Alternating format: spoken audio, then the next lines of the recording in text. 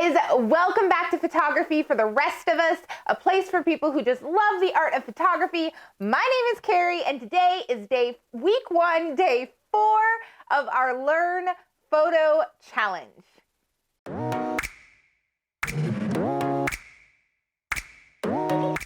We are almost through week 1 today and tomorrow, and that's it. I am so proud of you guys, especially you guys who are actually doing the work and trying the tasks and trying the challenges and reaching out to me and asking those questions. You guys are amazing and you're doing great work. And I know right now that sometimes you can have frustrating moments, but I promise that it all builds together and it all leads to something great, and you will be better and a better photographer by the end of it. I'm so impressed with all of you, genuinely. If you are also enjoying this, hit the like button, make a comment below. I love chatting with you. And if you haven't already, subscribe, because it's literally the only benefit. I really like doing this, but it's kind of fun to see that number go up too, you know? But anyway, let's get right into it. Week 1, like we've said before, means we're talking about aperture, and aperture is actually very important for this challenge. So I know a lot of you see what the challenge is today and you're like, oh, I got one of those, hold on, upload, done. I've done this 1,000 times. But there's actually more to it, and there's more things you can do with it. So I really want you to stick around and kind of get a feel for everything. If you're already watching the video, you're probably planning on sticking around, so that's awesome. All right, so day 4, it is lens flares. So it's also called sun flares, but I like to say lens flares because it's not just from the sun. Now, this is the cover photo. This is a typical sun flare image. This is what we see a lot. And then this one, because I know you guys like portraits, is a portrait that is the same type of thing. It is a lens flare. Okay, first, before I even start talking about anything, don't answer if you know, if you've seen my channel, because there's a giveaway here. But one of those images was created with the sun, and one of those images was created with a strobe. Maybe a speed light. I think I used a speed light that day. Speed light. So if you are interested in that, it is this image of my daughter that has been used, that I was using artificial light. This is my first tip for the day. I've already recorded a video about this, so if you want to learn about creating sun flares or lens flares with off-camera flash, check out this video, and I go over it all in detail. So I'm not going to cover that today. I'm going to talk more in general terms, okay? So to start out with, what is lens flare? Lens flare is what happens when light enters your lens, right, and bounces around in your lens and hits the sensor and kind of goes, right? Only in a pretty way. Sparkle, sparkle, sparkle, sparkle, right? The first one wasn't really a pretty noise. So when people talk about lens flare, back in the day, lens flare was kind of considered a bad thing, right? Before digital photography, it's not like we didn't use it, but you were told to never shoot into the sun.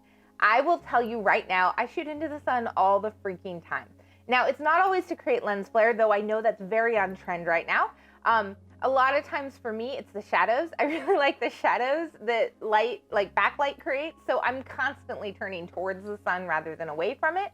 But that's my personal style and personal preference. Yours might be different. But I know that portrait photography in golden hour with those lens flares is very popular, and I'm sure that our thread on our Learn Facebook community is full of them already right now, that are great examples. But I want you guys to think about what exactly is happening and why you're making certain decisions for those lens flares, because that's not the only way you can use lens flares. All right, so let's go over some things to keep in mind when we are photographing lens flare. Now, I am going to talk about aperture first. So it is week 1, which means we're focused on our aperture and making aperture decisions, and lens flare aperture actually comes into play quite a bit. Now, if you are following portrait photography trends right now, the trend is to shoot wide open at golden hour into the sun with a sun flare. Now, those flares tend to look kind of like this.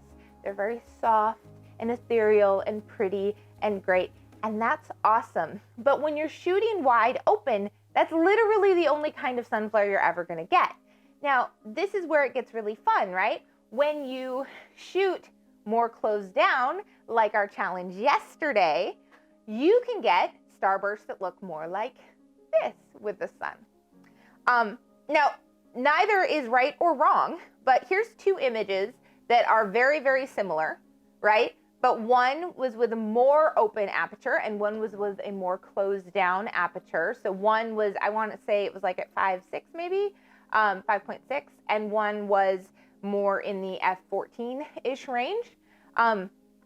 And I picked very, very similar tones and colors of images because I want you guys to see the difference. Like one, you can see the rays of the sun actually like shining down, and one, it's just a soft glow in the sky. And now that is absolutely an artistic preference, and sometimes it's just a necessity with what light is available. Like sometimes you can choose and sometimes you can't.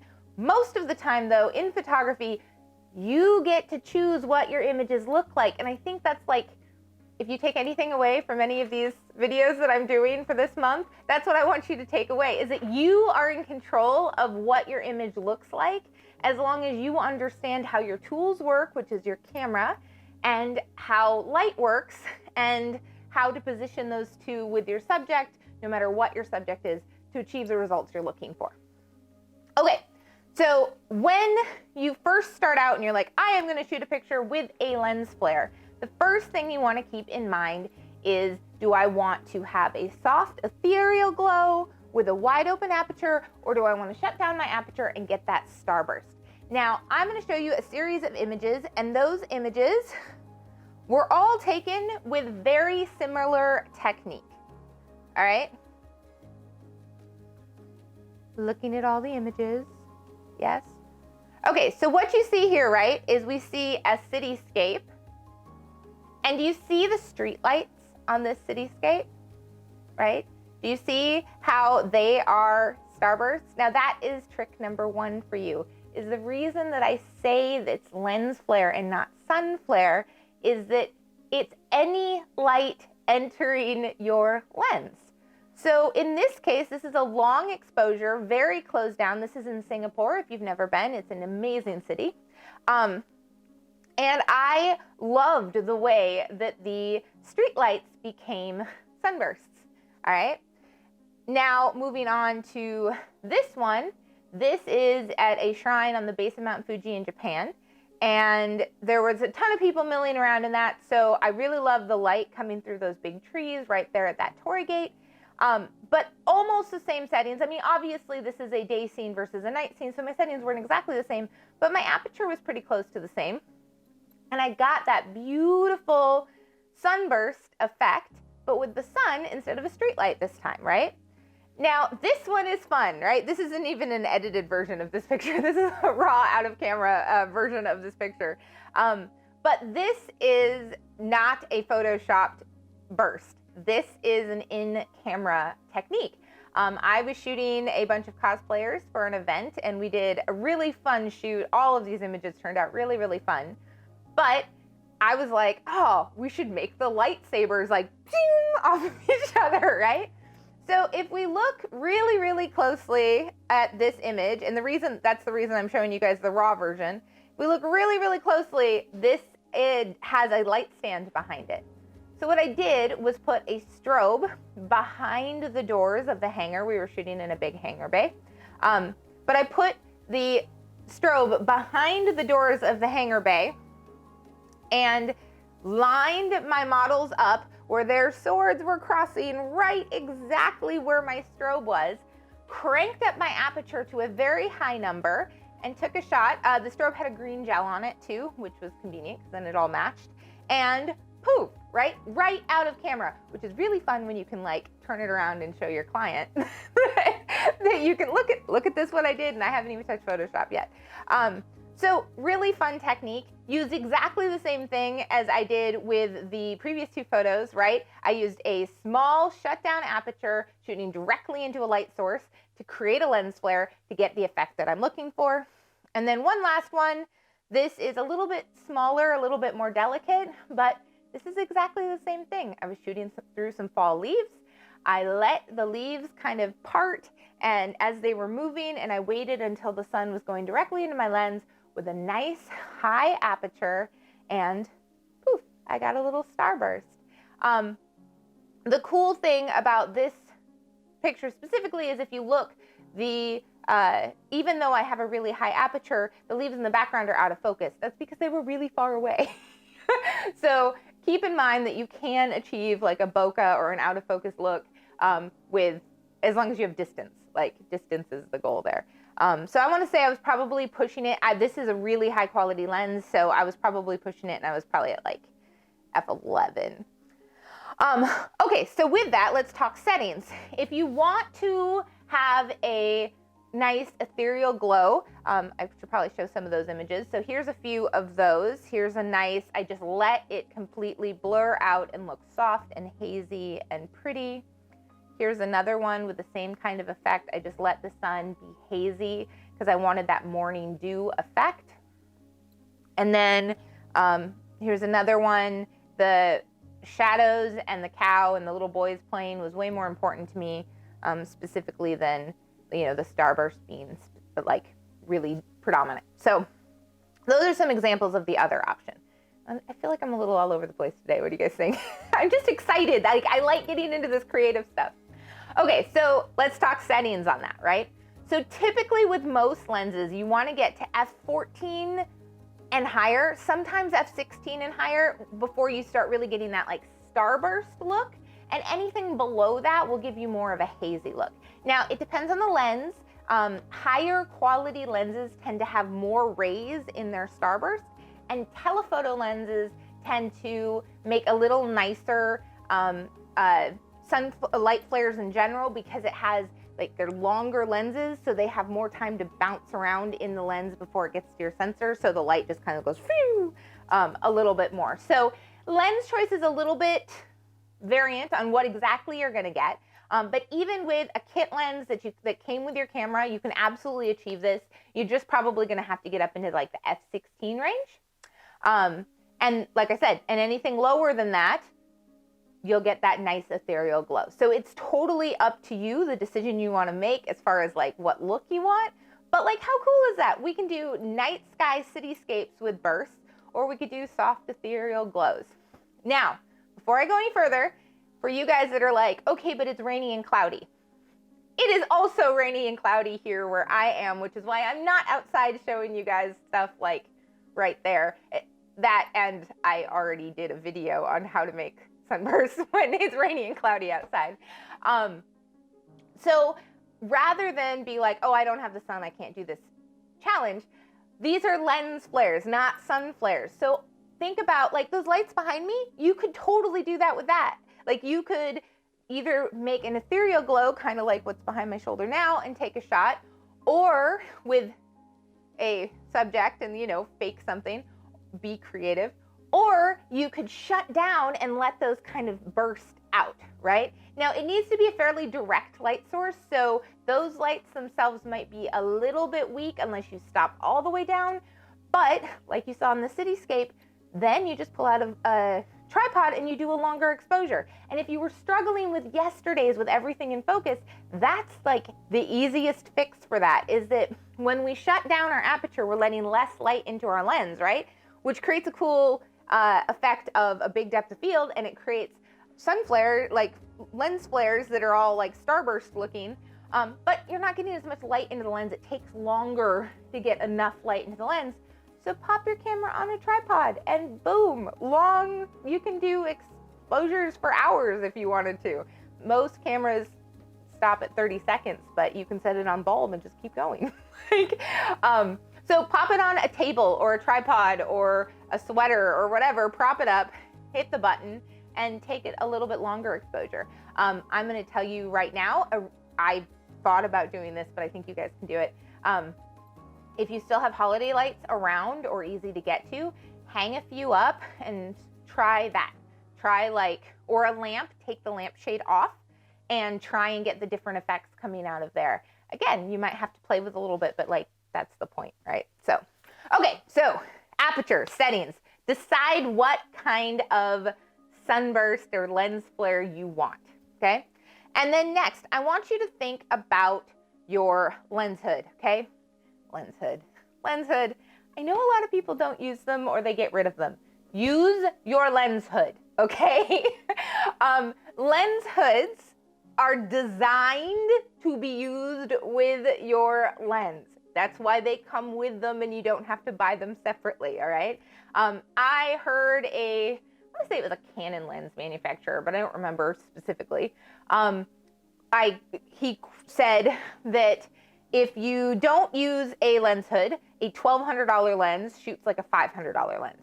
So imagine what a $500 lens shoots like, right? Like you get this really hazy effect. So here's an example of that. Here's two images of a bug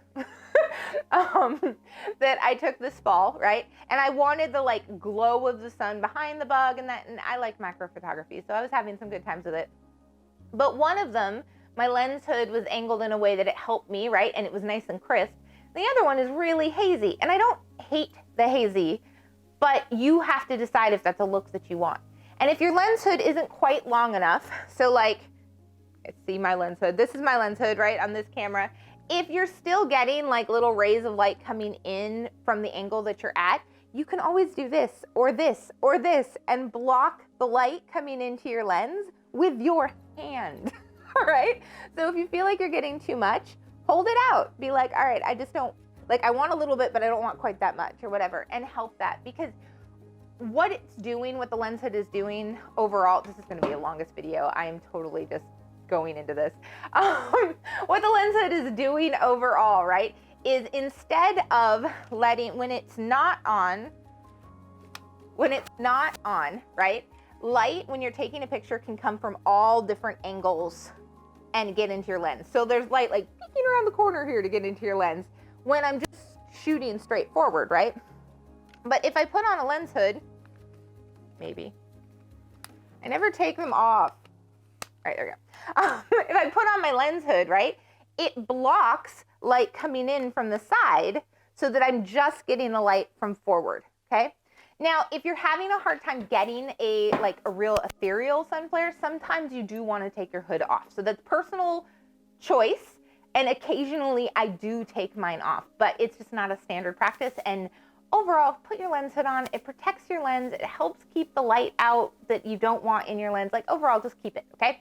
So lens hood, sometimes for sun flares, you do want to keep it off. If you're not getting the effect you want, try it off and then try it on and see which one is better for you. Okay, other tips. Like I said, you want to point your lens like directly into whatever your light source is so it's coming straight on. But sometimes it's fun to peek it around a corner so that you just get part of that burst. So here's an example of that, like kind of coming around a statue, and this one's a building, and that where it kind of just peeks out. If you guys want a little bit more information on that, I do a really fun bonus little tutorial at the end of this video about shooting moody images. This video is also really good about spot metering, which is my next suggestion. And if you haven't figured out on the channel, it's a theme. Try spot metering if you're trying to expose for this. So if you're trying to expose on evaluative or matrix metering or any of them, that typically is the way your camera is normally set, like that's how it comes out of the manufacturer. When you shine the light into your camera, your exposure is going to be like, oh, whoa, that is a lot of light. I don't know what to do. Stop it down, take all the light out, right? So if you are trying to take a picture of, say, a subject with a sun flare behind them, what you want to do is use spot metering, put it on your subject, meter for your subject, and then take the shot, and typically the lens flare will be good for you. You might have to adjust a little bit, but like that's the way to do it. If, like I said, if you want more information about that, the moody, how to take moody images talks all about spot metering, so check that video out. And I think that is everything I have for you guys today. Hopefully you guys like have a few aha moments in there. I know I rambled a lot, but like this is one that I get really excited about because you can be really creative about.